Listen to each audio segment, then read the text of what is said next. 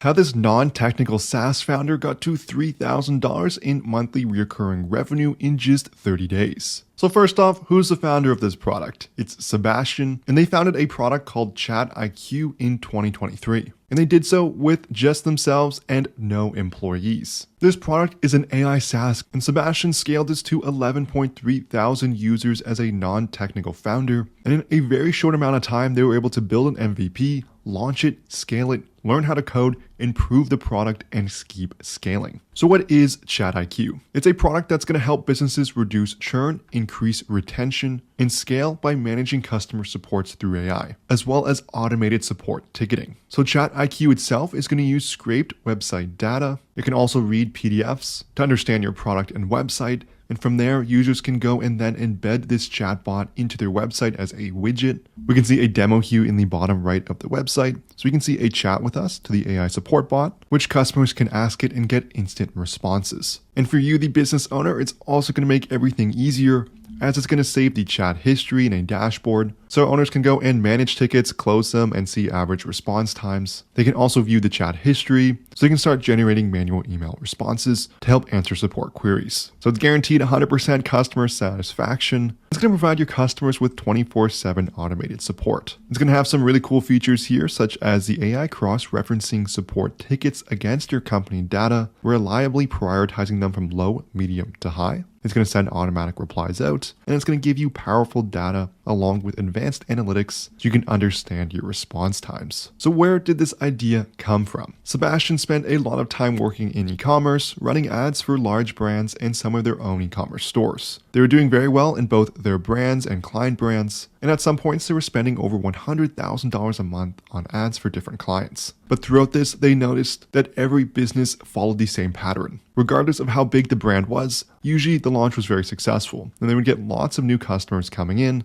but most of the businesses would be focused on scaling, so getting newer customers to the product, and they wouldn't really focus on customer support, and they weren't spending the time to help make sure those customers were returning and buying. And this was a really big issue because it was leading to a lot of customer churn. And one of the basic rules of marketing is that getting a customer to return to your brand is much cheaper than going out and acquiring a new customer. And as Sebastian worked with these brands, they were seeing how outdated these older customer service platforms were. You have to wait 48 hours to get to customer emails, and there was no way of organizing customer support tickets. The business had no idea why customers were buying, what people wanted from the brand, and most importantly, the biggest reason people stopped coming back and purchasing. Because the response times were slow, these customers would typically leave the business and go elsewhere. And so you spent all this money as a business to go and acquire a new customer, and to be really profitable with them, you need them to come back and purchase again, but instead they're just leaving. And this is a problem for many businesses, as it's so much easier to just look at getting more customers. But if you look at the overall formula, there are 3 contributing factors. One of them is just new customers. The second one is the frequency of purchasing, and the third one is the average order value. And so many businesses neglect the average order value and the frequency of purchase, and this is going to lead to much lower profitability. And so when Sebastian saw ChatGPT 3 launch, they had the idea to train it on website data and essentially create a chatbot that would understand the entire business, as they wanted a way for businesses to be able to reduce the number of emails they were getting from customers. And if customers got a response back quickly, they wouldn't feel like they were being ignored. So that's how the idea was generated. Let's move on to idea validation, and Sebastian did an excellent job with this. They spent this time talking to business owners and seeing their problems. Then around January and February of 2023, they built an MVP with Bubble, which is a no-code tool builder. They went and messaged and DM'd hundreds of agency owners and business owners on LinkedIn asking if they wanted a demo of the product. On these calls, they would show them the product, what it could do, and how the AI understood their business. And to note, this demo product was completely useless. It didn't work, but it was enough to get feedback from businesses on what they really wanted in a product. Sebastian didn't go hire a bunch of developers and build this end-to-end product that could have been solving the wrong features. Instead, they went and talked to business owners directly and figured out exactly what they wanted.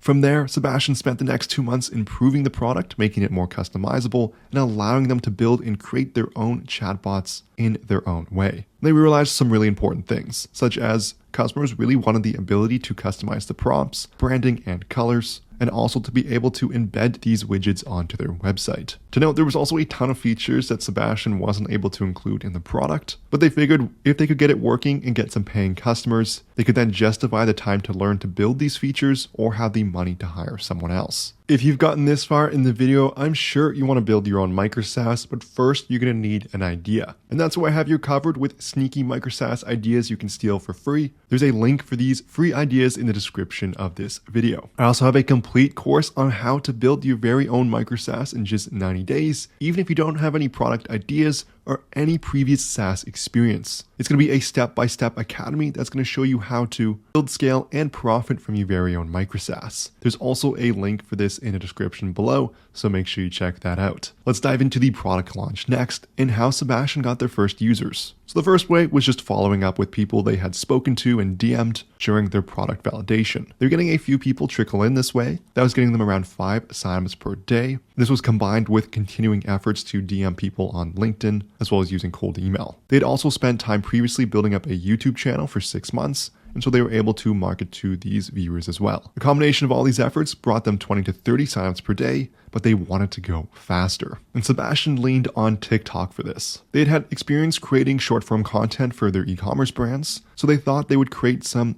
advertisements for the product and then posting them on TikTok. And by the 5th video they posted, they're getting around 2,000 to 3,000 views on the videos. And these videos kept on gaining traction, so they kept on posting more. And it just led to this snowball effect where they were getting more views for the more videos they posted. And to note, these videos were incredibly simplistic. It was just a video of them pointing at a screen showing what the product could do, but they were really focusing on a specific pain point. And one of their videos ended up getting 140,000 views and brought in over 752 users within just 48 hours. So to summarize, the 3 ways they got their first customers to the product, there was cold email, cold LinkedIn DMs, and organic content, both TikTok and YouTube. And to note, the cold outreach was really something that was used at just the beginning. It's quite slow and it only really worked for them to get some early feedback, but organic content really allowed them to scale up their revenue. They didn't have a lot of money to spend on marketing, and they knew from their experience that they could get organic content working. In terms of one of their major learnings from organic content, it's identifying your core customer and working backwards. For example, if you create TikTok content that just advertises your product's features, you're not going to get a lot of reach. Instead, you should think about the most broad user avatar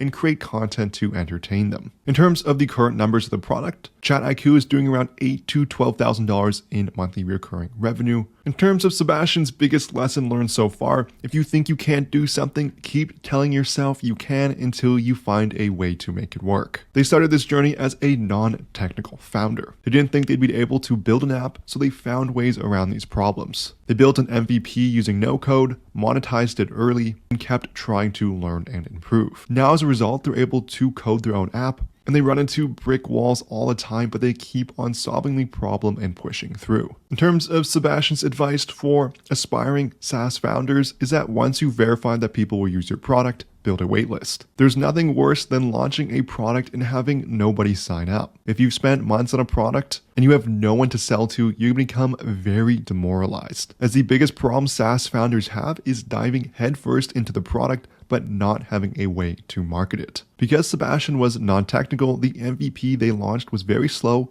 poor, and ugly, but people still bought it. And even if you're a technical founder, your MVP will likely be a lot better, so stop worrying about button colors and crazy features, start focusing on a marketing strategy. The last piece of advice is to retain customers. Learn from your existing ones, see what they need, learn why they are leaving, and make them feel valued so they stay with you. So this is going to conclude the video on how this non-technical SaaS founder built a $3,000 a month recurring revenue SaaS in just 30 days. The product is ChatIQ, and they've done an extremely successful job and is currently at around $8,000 to $12,000 a month in recurring revenue. This video contained a lot of great nuggets of information, and I hope it really helps you on your own SaaS journey. If you like this video, I would love it so much if you smash that like and subscribe button below. If you have any questions, leave a comment. And also, all the source for this video came from Zero to SaaS. I'll leave a link to the original article in the description below. It's a great read and I encourage you to check it out. Thank you so much for watching, and I'll see you in the next video.